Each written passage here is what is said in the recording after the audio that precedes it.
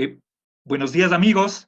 Estamos por octava ocasión con el autor del libro Visión Lógica del Derecho, el profesor Lorenzo Peña, que acaba de publicar recientemente, hace 3 meses, en Madrid, por la editorial Plaza y Valdés, su octavo libro sobre el racionalismo jurídico, un diálogo con el justpositivismo y otras corrientes de la filosofía jurídica. Esta ocasión nos vamos a concentrar en el método de investigación con el que se ha desarrollado este libro.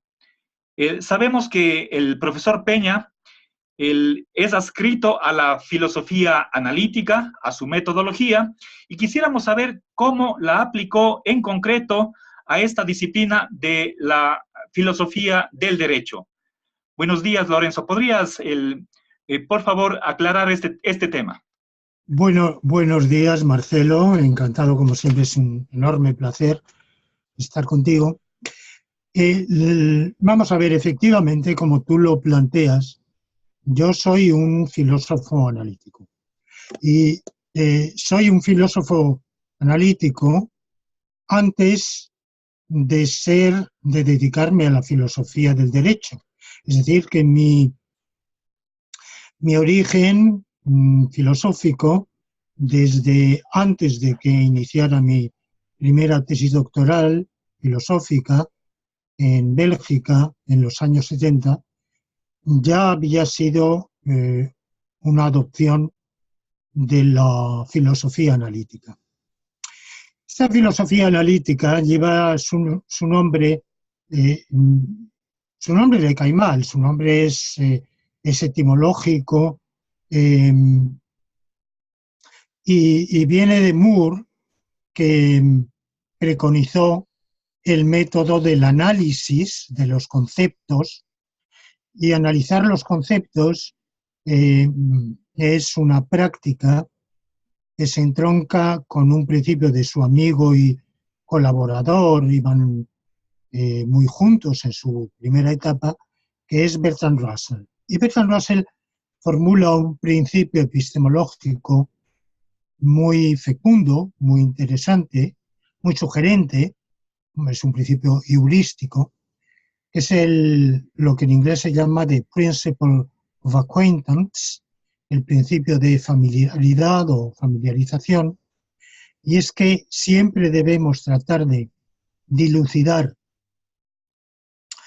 términos o conceptos desconocidos a partir de términos o conceptos conocidos. No quiere decir exactamente reducir, pero sí no dar el salto a la introducción de términos o conceptos primitivos con los cuales no estemos familiarizados, que sean nuevos, sin tratar de vincularlos en lo posible por definición.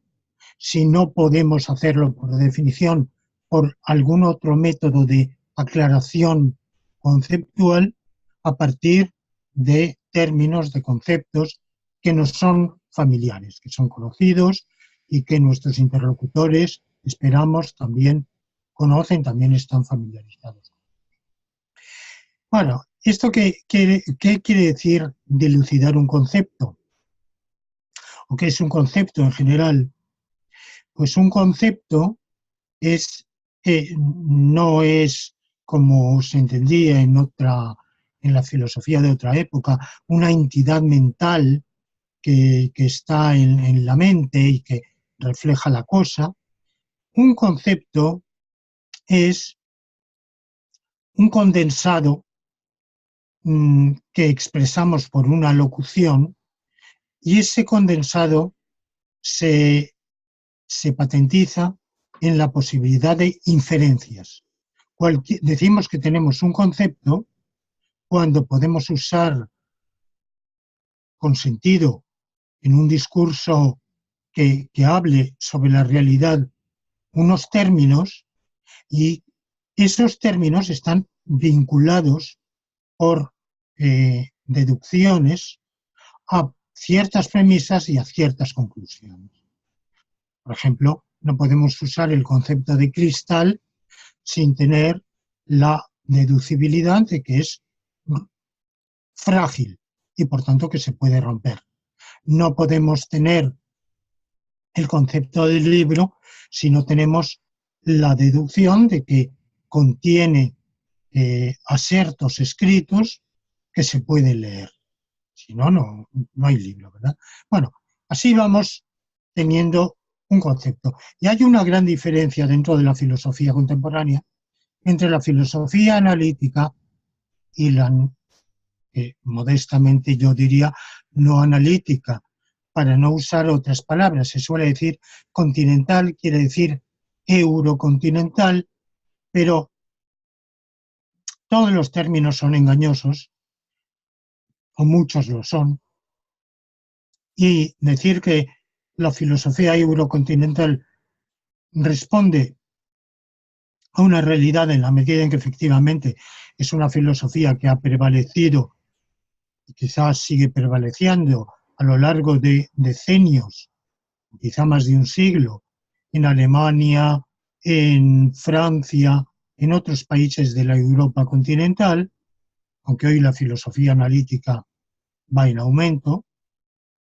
pero es un término geográfico poco descriptivo. También se hace filosofía continental en Inglaterra, en Estados Unidos, en el mundo anglosajón en general. Y también va en aumento. O sea, en esas áreas geográficas donde era casi monopólica la filosofía analítica, hoy no es así. Hoy ha ido en aumento, tiene creciente audiencia la filosofía que llamamos, o que se llama, continental. Y esa filosofía continental hace todo lo contrario. Introduce términos sin haberlos aclarado, ni explicitado, ni dilucidado. Y está introduciendo términos constantemente.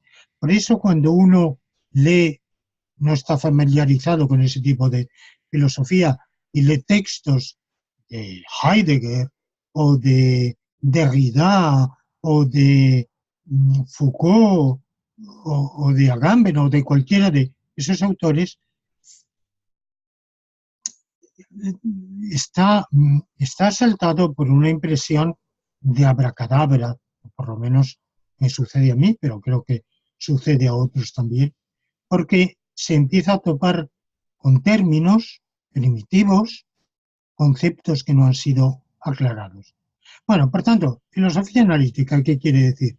Filosofía que, en la medida de lo posible, porque eso tiene sus límites, trata de, cada vez que introduce un concepto nuevo, un término nuevo, acuña un neologismo, explicarlo, en la medida de lo posible, a partir de conceptos, de términos con los cuales estamos familiarizados. Y en última instancia, términos que son comunes del habla corriente. Esto no quiere decir que la filosofía analítica sea una filosofía del lenguaje corriente. Esa ha sido una de las tendencias en filosofía analítica, pero no la única, ni la generalizada.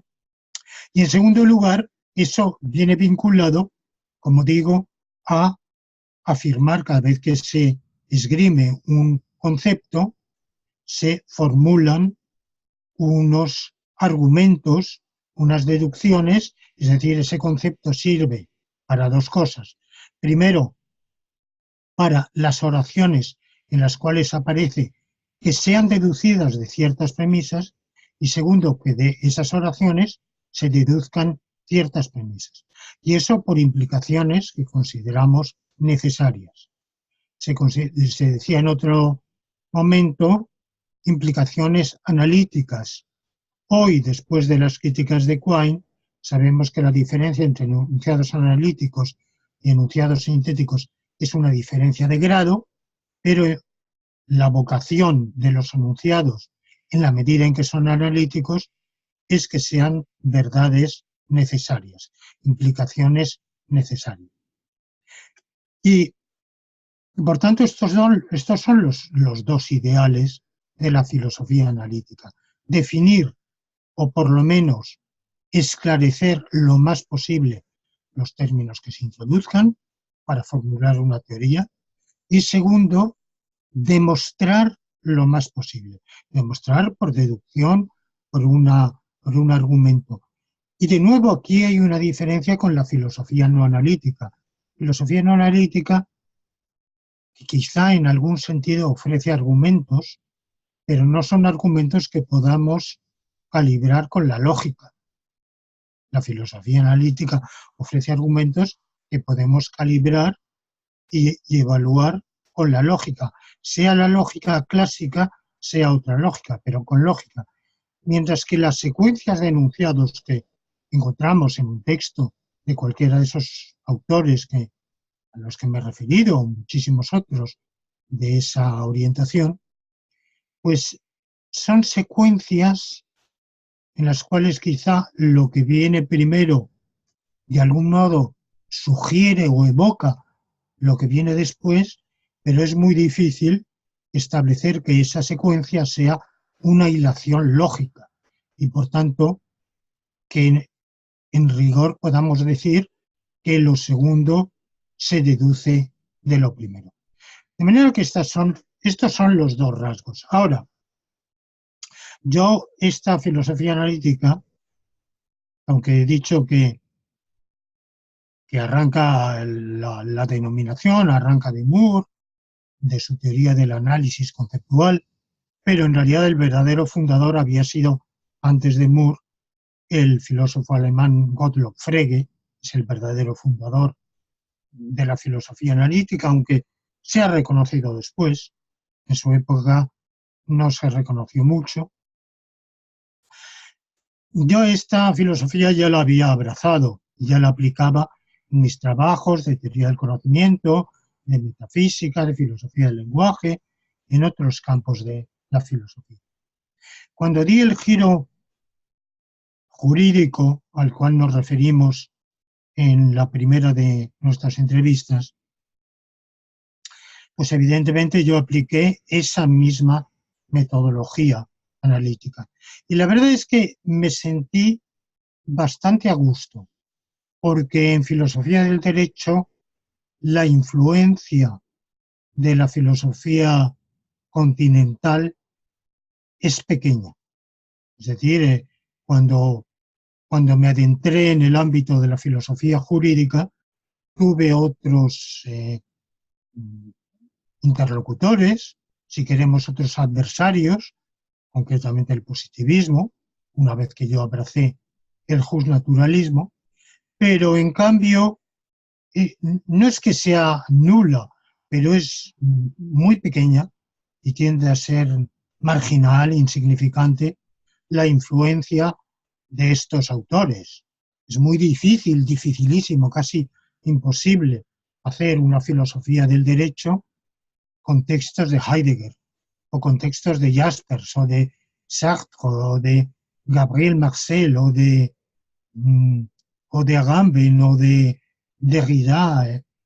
Marginalmente, en la medida en que la filosofía jurídica colinda con la filosofía política, bueno, puede haber habido, o quizá hay, ciertos filósofos del derecho interesados en Foucault, en Hannah Arendt, quizá incluso en Agamben, es posible, no, la verdad es que no lo sé muy bien, pero vamos, en general la filosofía continental yo no la he encontrado absolutamente para nada, no me he topado con ella haciendo filosofía jurídica, ni nadie me ha planteado una interpelación en filosofía jurídica considerando planteamientos, temáticas, enfoques, modos de expresión propios de la filosofía continental. La filosofía del derecho es filosofía, pero es filosofía del derecho. Y por tanto, tiene que, de algún modo, tiene que acoplarse a las exigencias de lo que hace falta para el derecho. de lo que hace falta para el mundo jurídico. Y el mundo jurídico es extremadamente argumentativo, extremadamente razonador.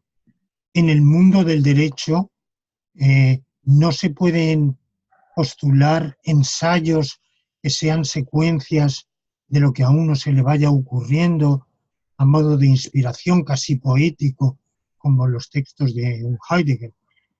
En filosofía del derecho, por ser del derecho, tiene que ser una filosofía que se plantee el problema de la prueba, el problema del razonamiento judicial, el problema de si el propio legislador tiene competencia para legislar de manera omnímoda o su propia postulación legislativa está sujeta a una argumentación.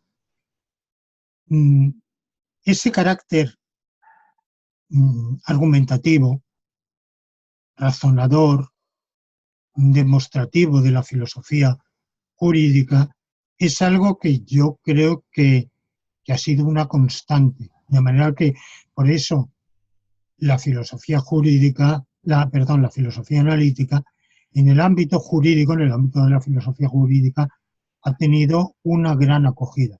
Aunque haya sido una filosofía analítica diferente de aquella que yo abrazo, porque principalmente la filosofía analítica ha influido en el positivismo. La corriente que más proclive ha sido aceptar la metodología de la filosofía analítica ha sido el positivismo jurídico. Y tercer elemento de esta filosofía analítica, junto con definición y demostración, es la atención al lenguaje. Por supuesto, la atención al lenguaje quizá no es absolutamente compartida por todos los filósofos analíticos. Es una seña de identidad que yo creo mayoritaria, pero no estoy absolutamente seguro de que en todos ellos esté presente. Por ejemplo, en un Plantinga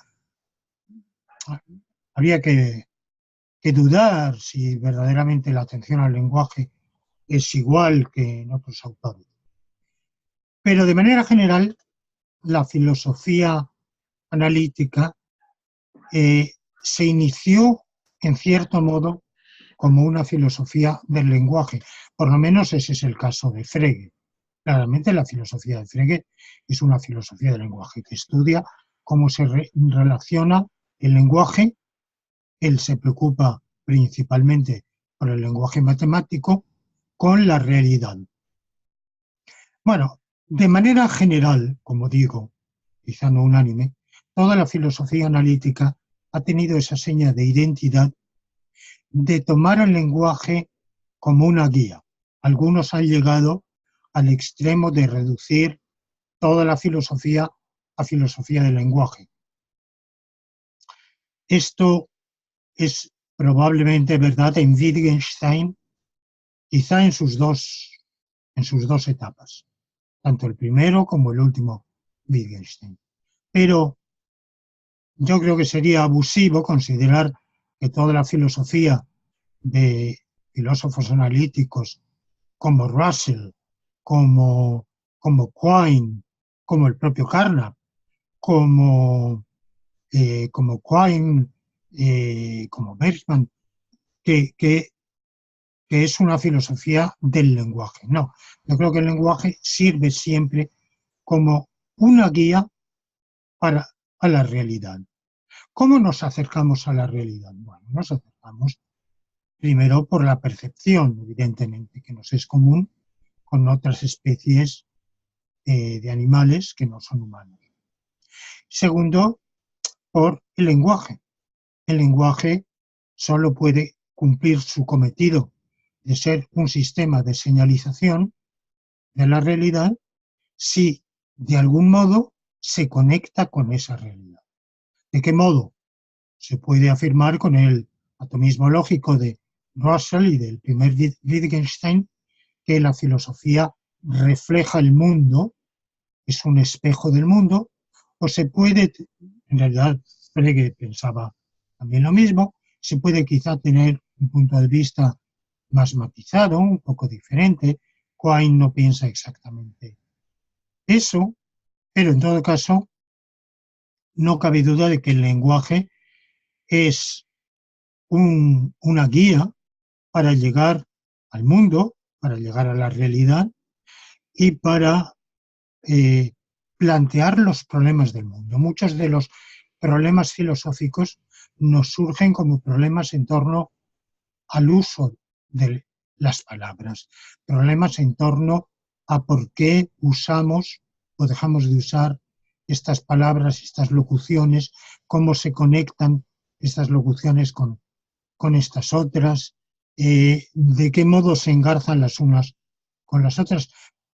Todos estos problemas son una guía. En el caso de la filosofía jurídica, quizá esto es todavía más obvio en la medida en que las normas, no todas, porque hay normas consuetudinarias y hay normas supralegislativas, pero la mayor parte de las normas de las cuales se ocupan los juristas son normas expresadas en textos legislativos, textos jurisprudenciales, textos que plantean un problema de lectura y de interpretación.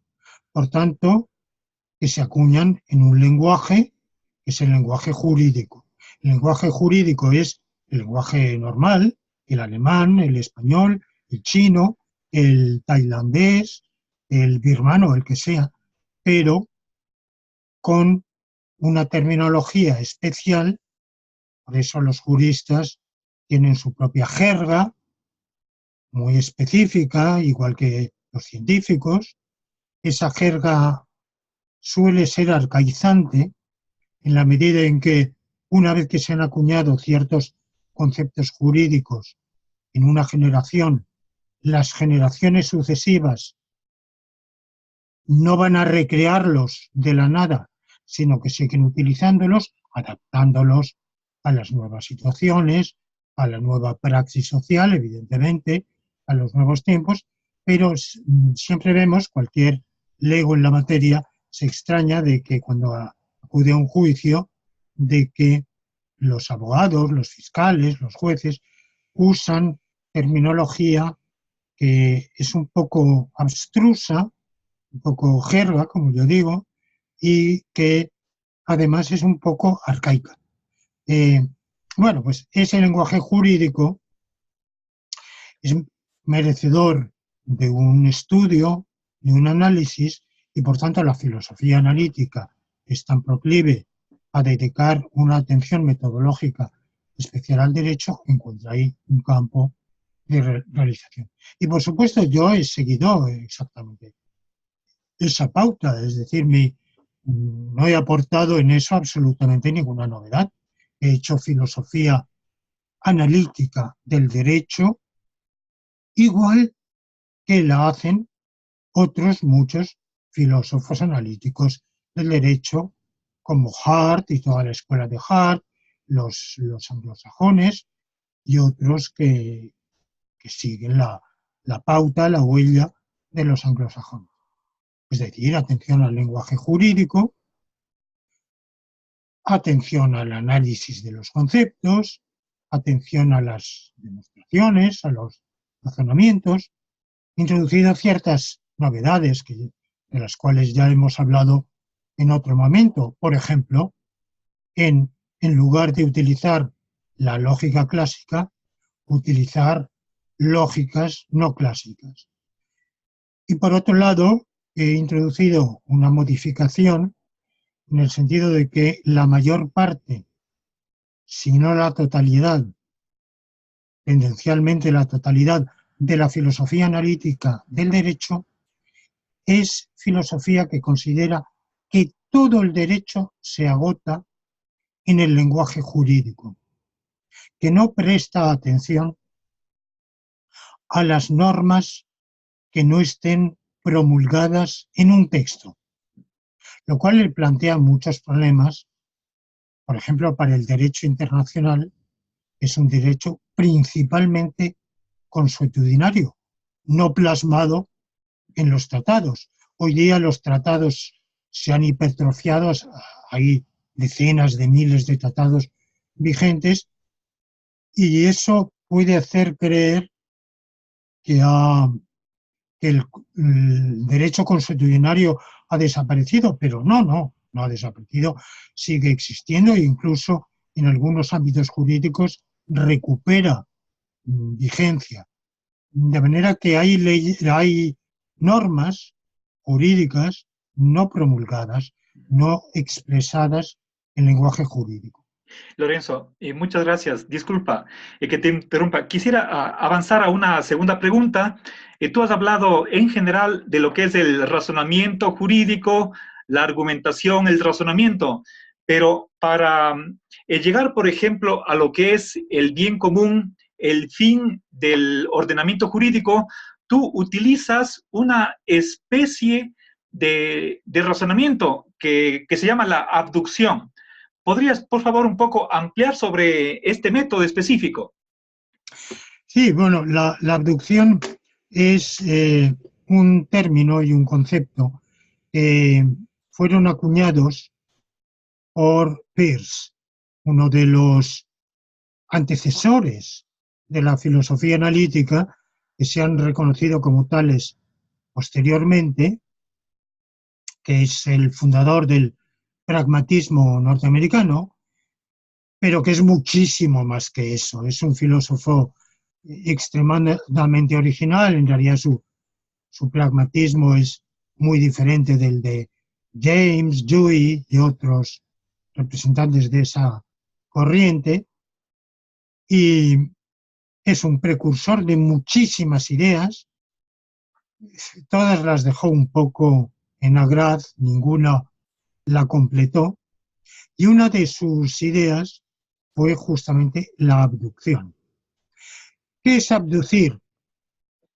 Abducir es usar un tipo de razonamiento que se puede someter a evaluación, se puede elaborar una lógica de la abducción, se puede y se debe. Abducir es un razonamiento que no es ni inducción ni deducción.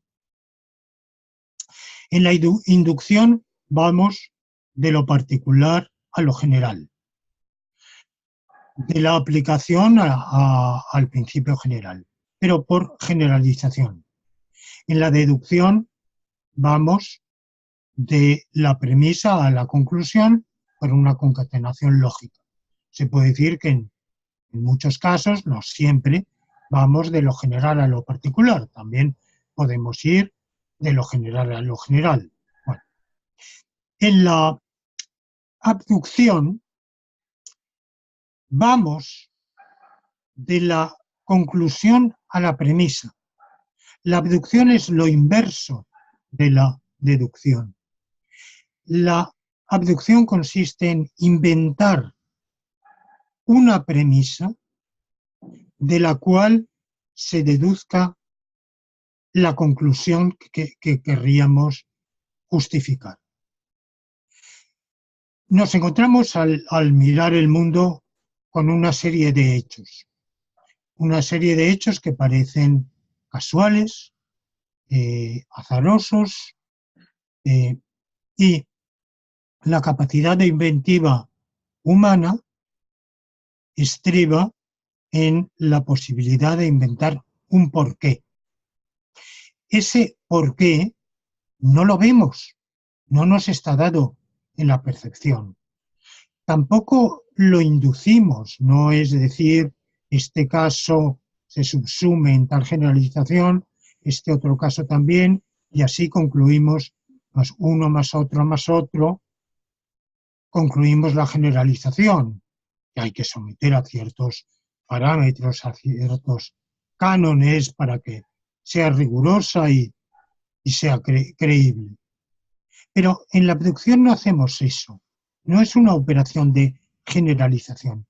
es una operación de inventar un porqué. Si ese porqué es verdadero, entonces de ahí se deducen esos hechos que hemos comprobado, que hemos constatado. Bueno, esta abducción se ha utilizado mucho en la filosofía de la ciencia, que ha sido otra de las ramas típicas de la filosofía jurídica, y algunos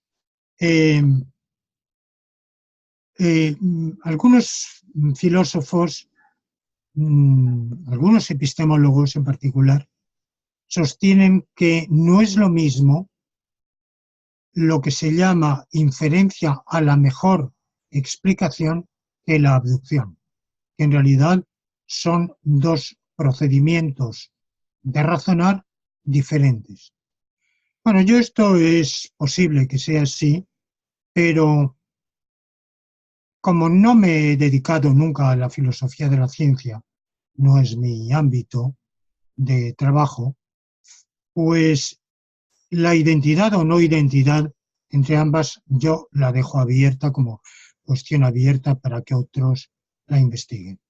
Desde mi punto de vista, yo puedo considerar que son equivalentes, que es lo mismo decir que aplicamos la inferencia a la mejor explicación o que aplicamos la abducción. En el caso concreto que tú me señalabas del bien común, la abducción ha consistido, en realidad la abducción yo la he utilizado en toda mi filosofía jurídica, no solo en el descubrimiento del principio del bien común, sino también en el descubrimiento de los principios de la lógica nomológica. Esos principios de la lógica nomológica yo no los he visto, no los he encontrado expresados por nadie en ningún sitio, los he ido inventando porque daban cuenta de razonamientos útiles en la praxis jurídica, en el razonamiento jurídico normal. Razonamientos que van a valer al abogado, al juez, al legislador. El principio de bien común lo he descubierto como, que tampoco he inventado yo, evidentemente, es un principio que viene de la tradición, pero de algún modo yo lo he reinventado en la filosofía jurídica como la clave de bóveda que explica todo el ordenamiento jurídico, explica la función del derecho, para qué sirve el derecho, los valores que presiden al ordenamiento jurídico y que tienen que presidirlo a menos que éste se convierta en un caos y sea inaplicable o conduzca a una sociedad completamente en vías de descomposición, como pudo ser la Alemania hitleriana, por ejemplo. A medida que su sistema normativo, vamos, que no era un sistema, su conglomerado de normas fue conculcando todos los valores jurídicos, se convirtió en algo imposible de realizar.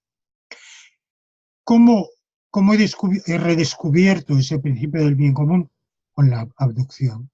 Es decir, he dicho, ¿qué principio es aquel que, si es válido, de él se deducen los valores del ordenamiento jurídico, los derechos humanos, las pautas y los cánones que presiden y han de presidir a los ordenamientos jurídicos y las reglas de hilación de la propia lógica nomológica. Bueno, pues ese principio es el principio del bien común. ¿Cómo sabemos que es ese? Primero, porque es muy difícil encontrar alternativas. Yo he buscado algunas alternativas. Esas alternativas son peores. Ninguna de ellas da cuenta, como el bien común. Segundo, porque el bien común se explica, ya hablábamos de él en una entrevista anterior, se explica perfectamente por la naturaleza del ser humano como ser social. Toda especie social forma una sociedad o forma sociedades que tienen una finalidad, que es la de vivir mejor en comunidad, el bien común. Y, por tanto, se explica muy bien y da cuenta de todo aquello de lo que queremos dar cuenta en la filosofía jurídica. Es un principio de gran fertilidad. Digamos, en eso el filósofo jurídico opera igual que un científico. ¿Cómo descubrió Newton la ley de la gravitación universal? No la vio, evidentemente.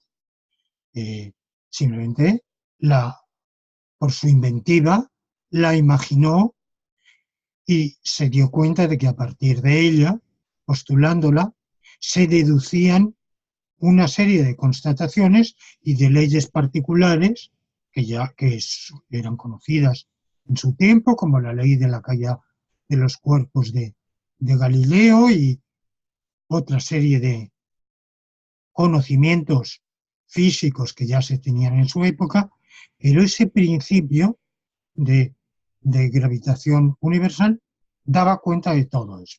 Bueno, pues de manera similar, el principio del bien común nos permite dar cuenta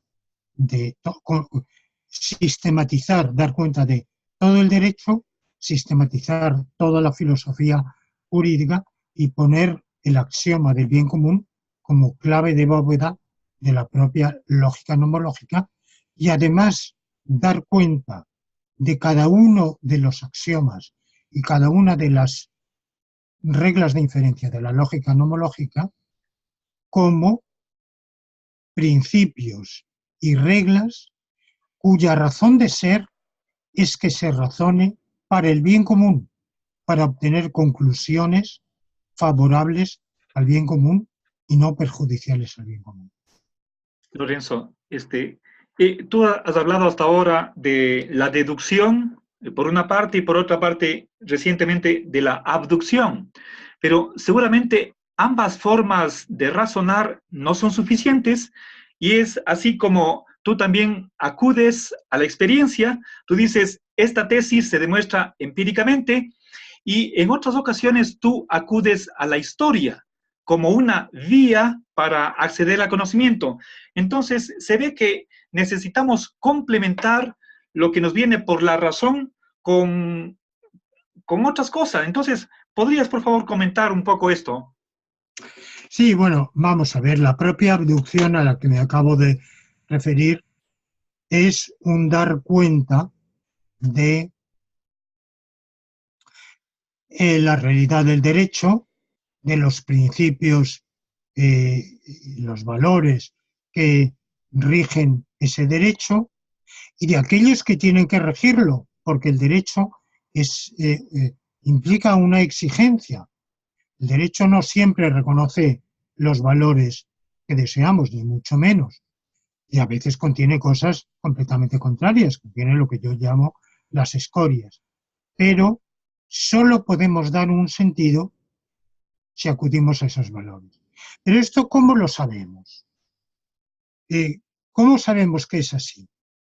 Pues para saber que es así, tenemos que estudiar ese derecho. Y tenemos que estudiarlo a través de los ordenamientos jurídicos. Nadie puede pretender conocer todos los ordenamientos jurídicos que ha habido, ni menos los que podría haber. Pero, por tanto, nuestro conocimiento es siempre muy limitado, evidentemente.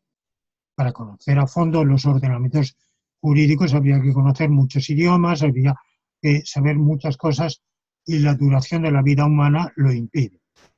Pero en la medida de lo posible y con la limitación de nuestras fuerzas, podemos y debemos estudiar los ordenamientos jurídicos, el de nuestra sociedad, el de sociedades que nos han precedido.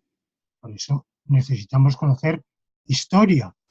Sin historia, nuestro ordenamiento jurídico de los países de habla hispana es de origen romano, viene del derecho romano. Y por tanto, para entenderlo, tenemos que acudir a esa matriz del derecho romano. Hoy quizás se está perdiendo, desgraciadamente, pero hasta hace poco era una asignatura obligatoria en toda carrera de derecho, en toda licenciatura jurídica, el estudio del derecho romano. Porque es la matriz de la cual han venido los derechos de todos los países de Europa, de América, y luego se ha extendido en mayor o menor medida al mundo.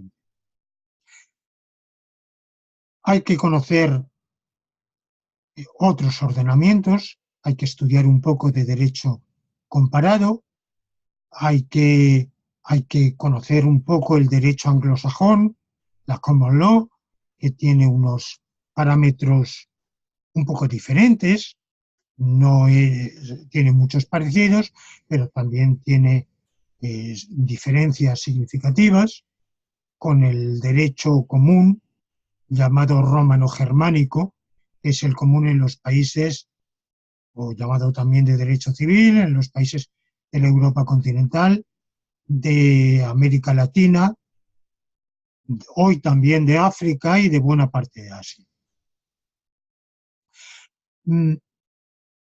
Para entender ese derecho hay que tener también unos conocimientos históricos. Sin conocer la historia no podemos entender el derecho romano. Uno de los problemas que se plantean a los estudiantes de derecho cuando estudian derecho romano es que no lo entienden porque no conocen para nada o poquísimo la historia de Roma ni la historia de la antigüedad. Entonces, sin un conocimiento histórico no podemos verdaderamente penetrar ahí. Ni se puede entender el derecho anglosajón sin un mínimo de conocimientos de la historia de esos países, de los principales, de Inglaterra, Estados Unidos. A partir de ahí vamos a practicar la inducción, es decir, vamos a ver unas constantes, unas tendencias, unas veces más marcadas, otras veces menos marcadas, que nos permiten hacer una generalización, y esa generalización va a ser la materia a la cual luego vamos a aplicar el razonamiento abductivo. De manera que todas esas operaciones son necesarias. Necesitamos la deducción, necesitamos la abducción y necesitamos la inducción, porque la abducción misma la tenemos que aplicar a un material, y ese material al cual la vamos a aplicar es justamente un material que nos viene dado por la inducción y por tanto por el conocimiento histórico-jurídico de la realidad jurídica a través de diversas culturas. Es también sumamente útil conocer, por ejemplo, el derecho islámico, tener algún conocimiento. Es muy difícil tener un conocimiento profundo, exhaustivo, pero las escuelas del derecho islámico son una fuente interesantísima de problemas jurídicos que han sido un poco desdeñadas en el mundo occidental y que hoy juegan un papel que no se puede descuidar, de manera que sería también otra materia, es el derecho islámico, que debería tomarse en consideración. Así que, efectivamente, la experiencia, los datos que podemos conocer por la inducción, de los ordenamientos jurídicos, del trasfondo histórico de esos ordenamientos, y por tanto el estudio de la historia es utilísimo en el derecho y en la filosofía jurídica. Desde luego se puede practicar una ciencia jurídica sin historia, que es lo que quizá hoy hacen algunos juristas, conocer las leyes a palo seco y no plantearse problemas de esos conceptos, cuáles son sus raíces, cuáles son sus conexiones. Yo pienso que se hace una praxis jurídica muy pobre, muy pedestre, de escasa altura, pero bueno, yo reconozco que enfrascados en las necesidades prácticas hay muchos abogados que van por ese camino. Desde luego el filósofo del derecho no puede incurrir en semejantes trivializaciones, sino que tiene que acudir a un estudio mucho más amplio y con un trasfondo histórico. Lorenzo, muchas gracias. Ahora, para finalizar esta cuestión de la metodología o del procedimiento que tú has utilizado para llegar a ciertos resultados, quisiera que abordemos una cuestión de teoría de conocimiento, cómo justificar la verdad. Y quisiera que tú comentes brevemente la polémica entre las corrientes del racionalismo, el empirismo y el historicismo. Supongo que tú vas a estar a favor de la primera y no a favor de las dos últimas. Bueno, vamos a ver, yo diría que mi tesis es un empirio-racionalismo.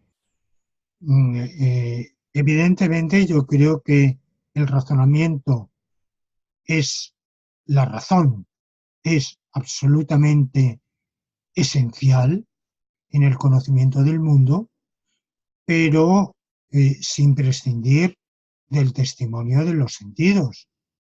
En ese sentido, cuando se contrapone racionalismo y empirismo, y todos pensamos en la gran oposición que hay entre esas dos tradiciones en la Edad Moderna, la que se suele considerar que arranca de Descartes, sigue con Spinoza, Malebranche, Leibniz, y por otro lado, la inglesa, el empirismo inglés, en el cual se suele poner a Hobbes, pero es, a mi juicio, problemático, porque Hobbes es un pensador peculiar que, en cierto modo, está entre las dos aguas. Yo diría más bien la que viene de Locke, Berkeley, Hume.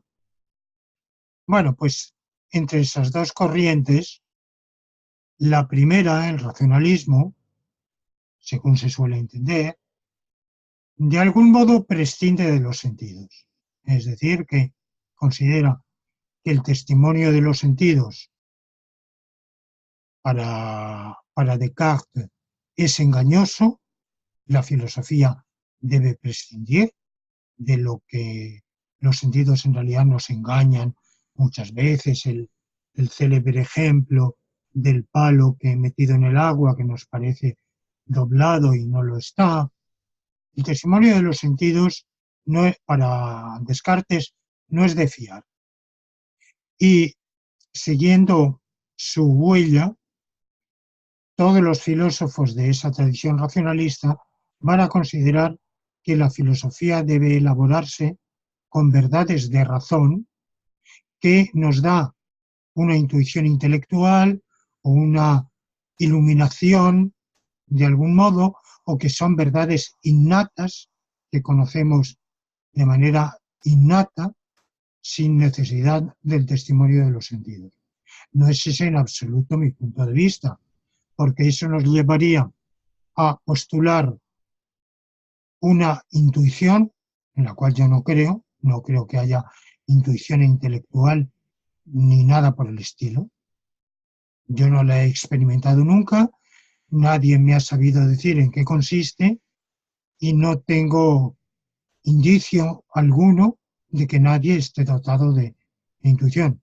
Y de existir sería una especie de sexto sentido que tienen algunos individuos y de la cual otros carecemos. Quizá somos daltónicos, por decirlo así, ¿verdad?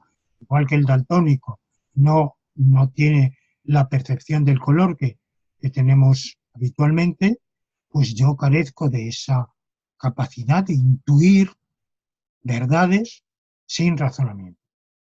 Por tanto, yo tengo que partir del testimonio de los sentidos. Un testimonio que luego será sometido a la crítica y, por tanto, permitirá dilucidar aquellos casos en los cuales los sentidos son de fiar y aquellos casos en los cuales somos víctimas de una ilusión óptica o una ilusión perceptiva del tipo que sea. Pero incluso esa conclusión de una ilusión perceptiva o sensorial solo podemos tenerla a partir del propio testimonio de los sentidos. De manera que yo diría, yo soy un empirio racionalista. En realidad también es discutible que los empiristas,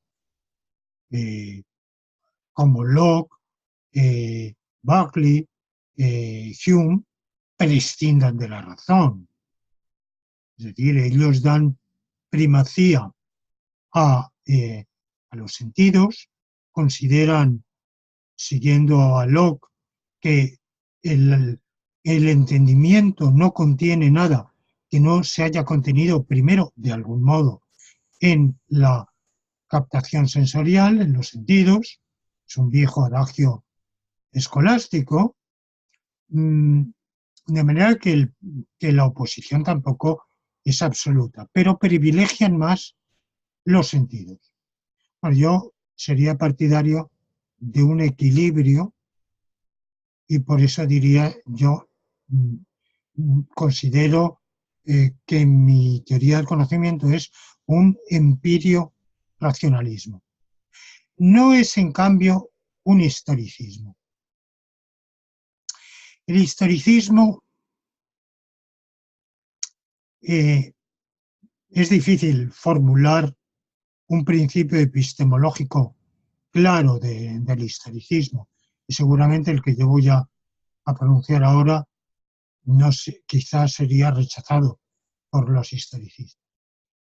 El historicismo es una corriente que viene del neocantismo, de una de las corrientes del neocantismo de fines del siglo XIX, de Dilthey, y cuyo principal abanderado fue el filósofo italiano, en cierto modo neohegeliano, Benedetto Croce, un neohegelianismo muy particular, de una corriente idealista italiana, que ha tenido bastante influencia en la Argentina y a través de la Argentina, pues en otros países de habla hispana. Yo creo que tuvo mucho auge en un momento dado. Se vincula también a algunas corrientes de la filosofía continental, como la hermenéutica, que también tiene esa inspiración en Dilthey.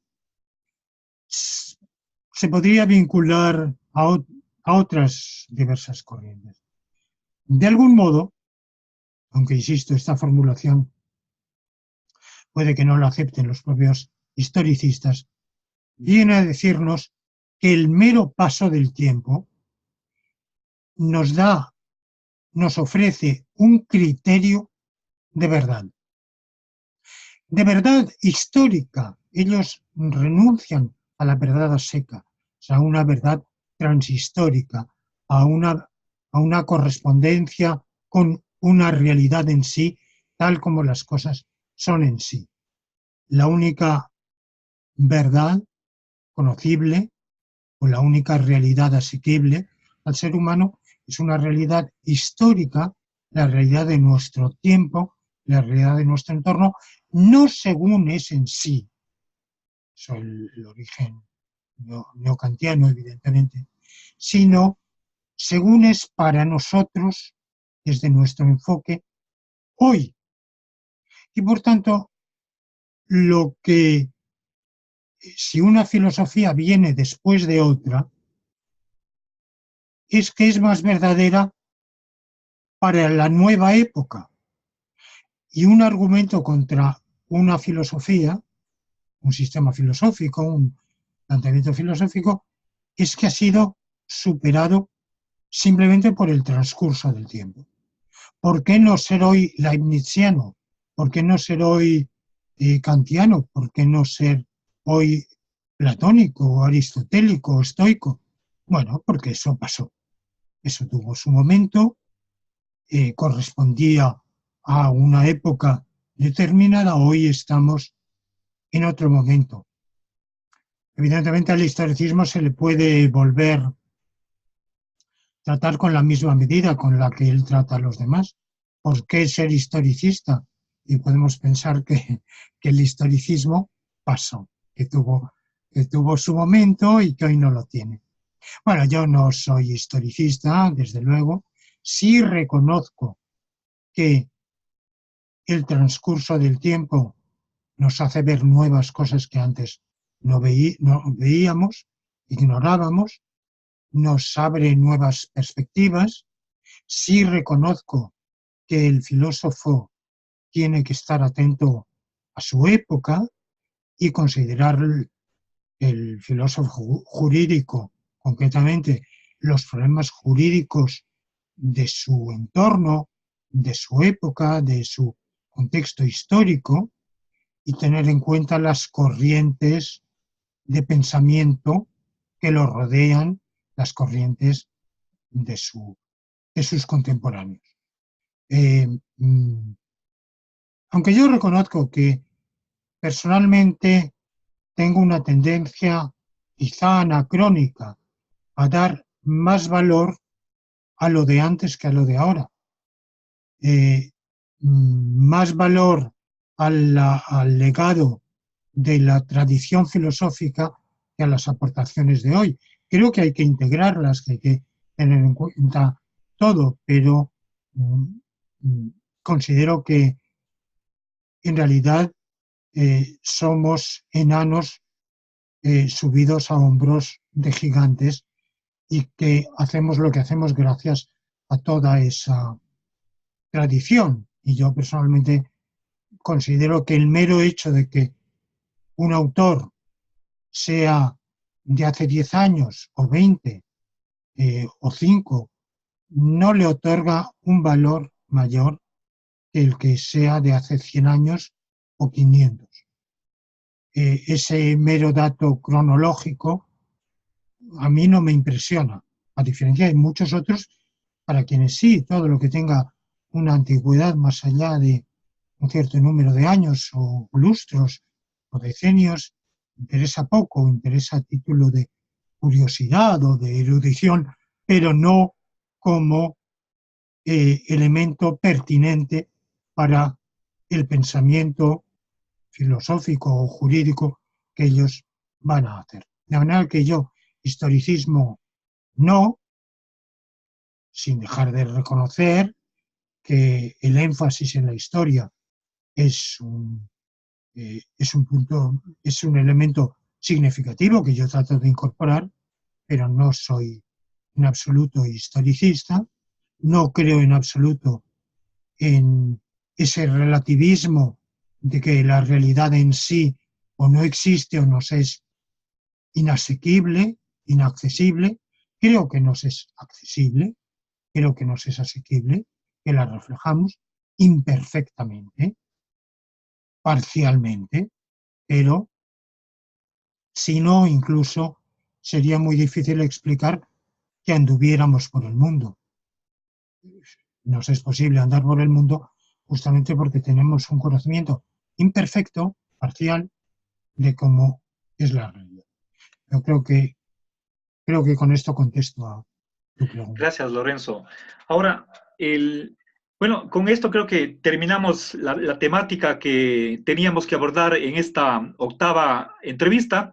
Y puesto que es la última, por más que hemos grabado varios minutos, me parece que no podemos agotar toda la riqueza, la complejidad de tu libro. Entonces, quisiera para ya cerrar esta entrevista, el pedirte que tal vez tú espontáneamente, sin que yo te motive, des algunas palabras o algunos pensamientos que creas tú son necesarios para completar este acercamiento a tu libro de Visión Lógica del Derecho? Bueno, pues yo querría decirles querría decirte a ti y a los amables espectadores que estén contemplando este vídeo, que no se olvide de que el libro es un texto de polémica. Es un libro esencialmente de discusión y de polémica. Polémica con el positivismo jurídico. Veíamos en una de nuestras anteriores entrevistas que hay tres grandes enfoques posibles en filosofía jurídica. El positivismo, que tiene muchas variantes, muchas variedades, hay grupos y subgrupos. El justnaturalismo sustractivo y el justnaturalismo aditivo.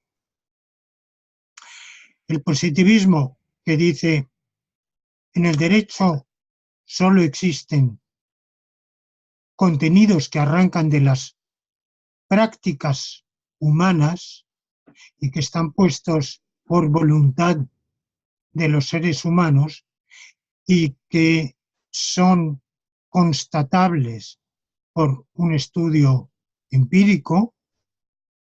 El estudio del derecho, en cierto modo, queda subsumido en la sociología e incluso aquellas variantes del positivismo, digamos, modificado, que se llama positivismo inclusivo o pospositivismo, en otra variedad un poco diferente, pero afín, consideran que la propia moral es una instancia jurídicamente pertinente, pero lo es solo en tanto en cuanto la voluntad humana llama a ella, solo en tanto en cuanto contingentemente los legisladores han llamado a la puerta de la moral. Podrían no haberlo hecho y entonces la moral sería completamente irrelevante.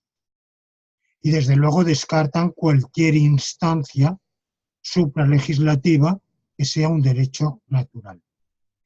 El justnaturalismo sustractivo es la teoría de que sí hay un derecho natural. El derecho tiene algo más que lo que emana de la voluntad del legislador o de las prácticas sociales, pero ese algo más es esencialmente un filtro, un criterio que priva de validez jurídica a aquellos promulgamientos del legislador que sean opuestos a ciertos valores jurídicos o a ciertos principios. Pero esos valores jurídicos o esos principios no tienen en sí mismo validez directa. Únicamente lo que hacen es servir de criterio o de filtro para eliminar la validez de algunos promulgamientos legislativos. Y finalmente, el justnaturalismo aditivo, que es aquel que yo profeso, no quita en principio nada del contenido del derecho positivo, sea consuetudinario, sea legislativo, sea jurisdiccional, pero añade unos principios, unos axiomas, que son, algunos de los cuales son normas y otros son consecuencias normativas que entrañan normas y que tienen validez independientemente de la voluntad de los seres humanos y del legislador por la naturaleza misma.